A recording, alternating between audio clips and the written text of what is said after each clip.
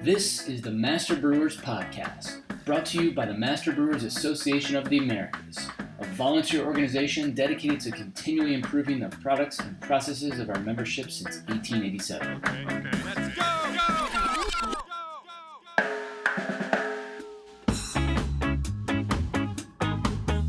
Master Brewers brings you interviews with the industry's best and brightest in brewing science, technology, and operations.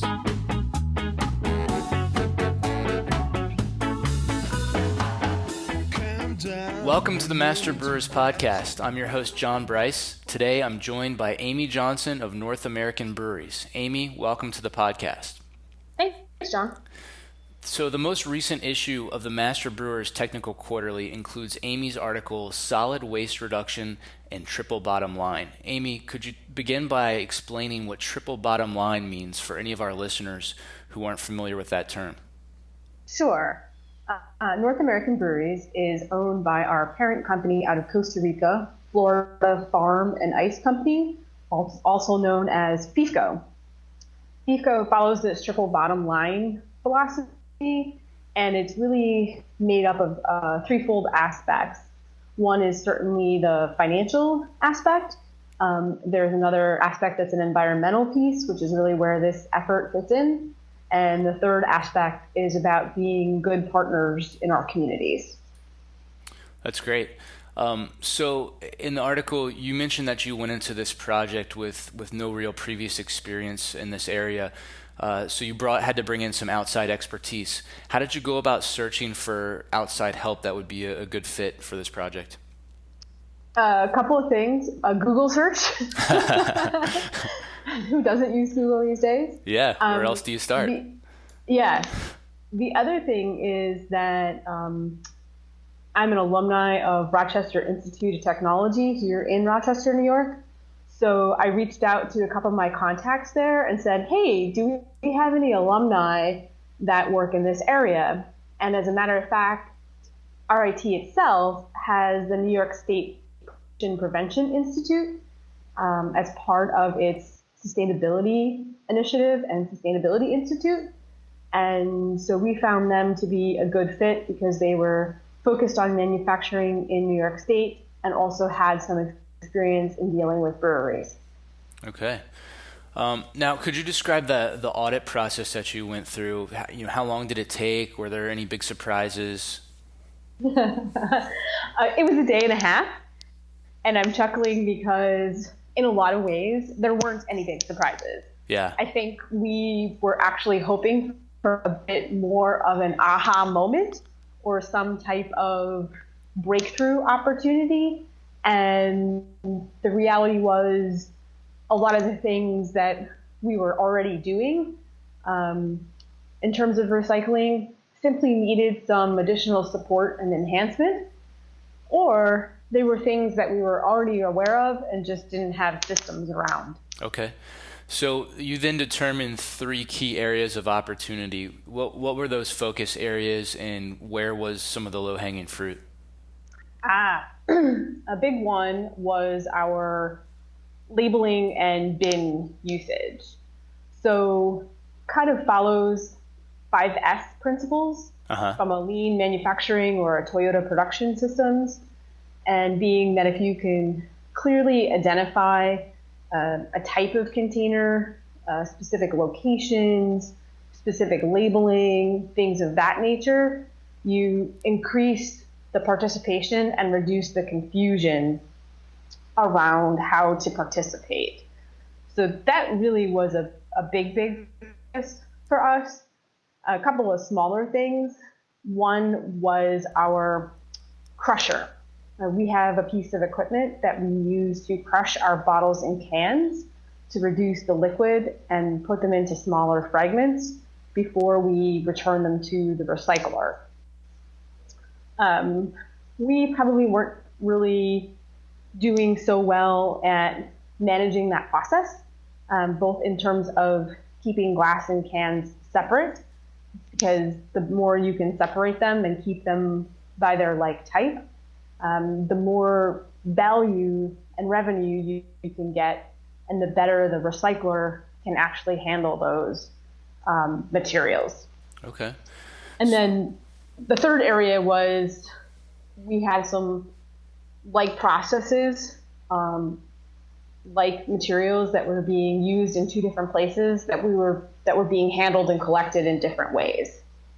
You know, as soon as I read the very first paragraph of your article, I started wondering how much of a challenge it was going to be for you to get employee buy-in. And as I read on, you mentioned a vocabulary transition of the word trash to landfill, which you described as giving an employee an opportunity to think again about where the material they were sending to the trash is actually going. Could you talk a little bit about the challenge of employee buy-in and any other tips that you might have that have proved to be successful in your brewery? Employee buy-in remains a challenge simply because we're often focused on producing beer, getting it packaged, getting it bottled, getting it canned, and not taking that maybe extra little bit of time to make sure you get the right bin back to the line, or make sure that you are putting your trash in a bin marked for landfill versus a bin for bottles and cans. Mm-hmm. And some of it is just having it available. We recently had a trash bin that went missing. And so the line was used to putting their trash in this one particular location marked for landfill.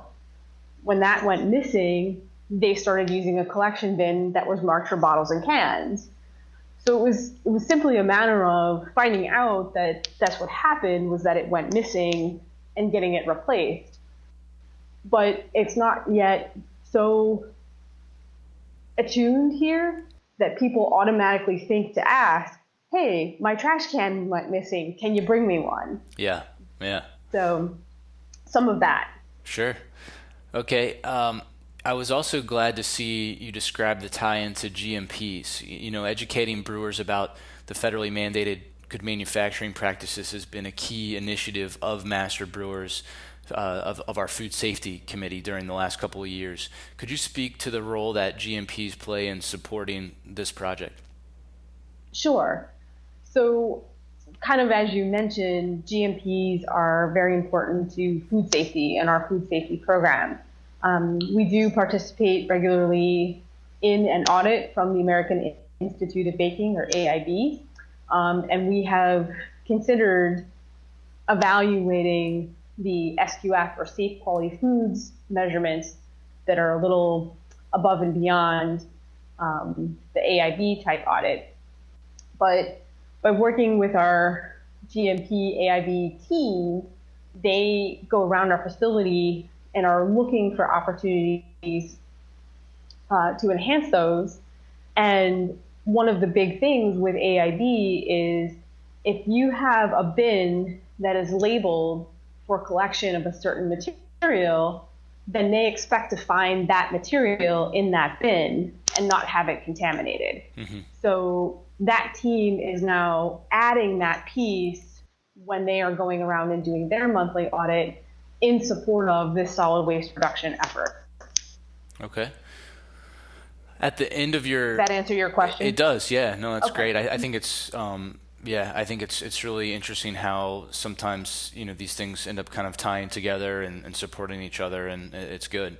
At the end of your article, you offer some advice to brewers who'd like to begin reducing solid waste in their breweries.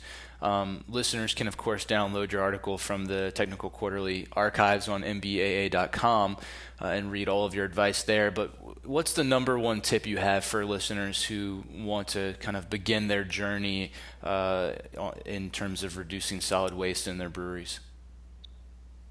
The number one tip? I guess I would say go walk your brewery.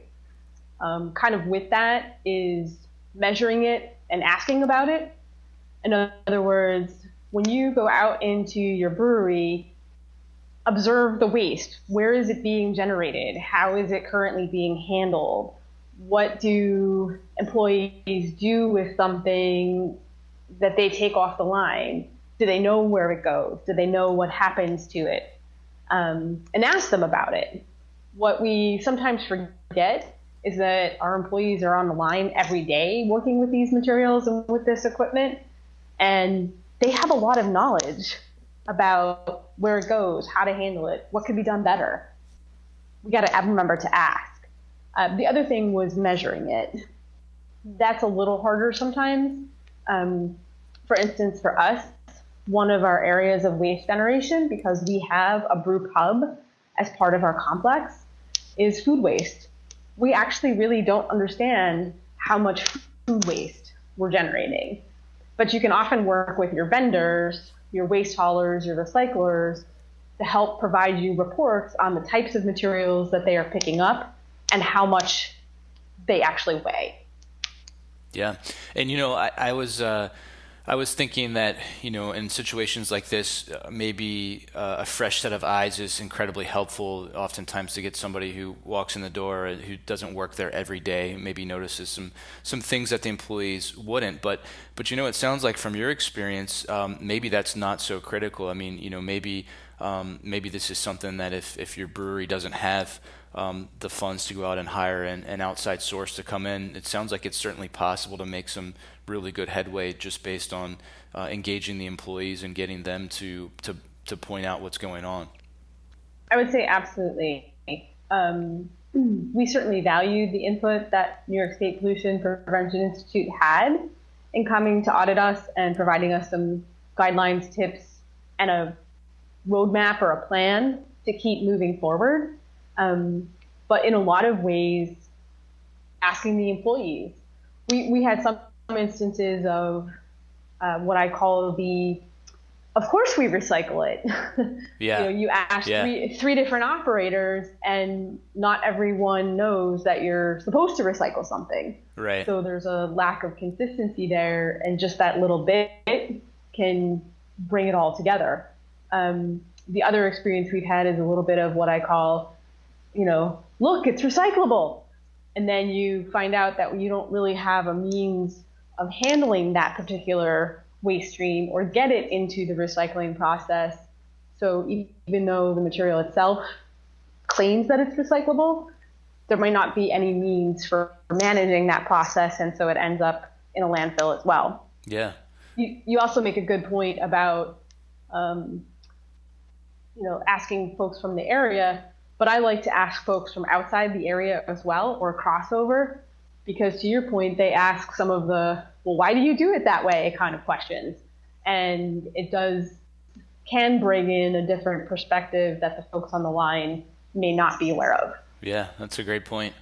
Well, Amy, thanks a lot for writing this article. I think it's great to see this kind of spelled out. It's also great to see the progress that you guys have made and the impact that you make on the environment and our society. I think it's really important stuff here, and I hope this will entice some other breweries to go out and do the same and see where they can improve their operations and send less solid waste to the landfill each year. So thanks a lot for writing this article, and thanks for taking time out of your day to talk to me about it. You're welcome, John. Be sure to download volume 53, number 3 of the Master Brewers Technical Quarterly, where you can find Amy's article, Solid Waste Reduction and Triple Bottom Line, as well as lots of other great articles that will help you make better beer. Head on over to mbaa.com. If you're not already a Master Brewers member, use discount code 4094 to save $15 on professional membership if you join by December 31st. Calm down, I'm moving too fast. Join us next week for episode 13 with David Caprell. We discuss thermostatic air vents and vacuum breakers on your steam-jacketed vessels. I'm moving too fast, and then I hit on the ground. Many breweries simply do not have air vents and vacuum breakers on their vessels, so they're at risk. Maybe 2 things that you should have known, and maybe 3 things that I should have mentioned. Your jackets can be damaged, and at the very least, you're getting uneven performance. My heart full of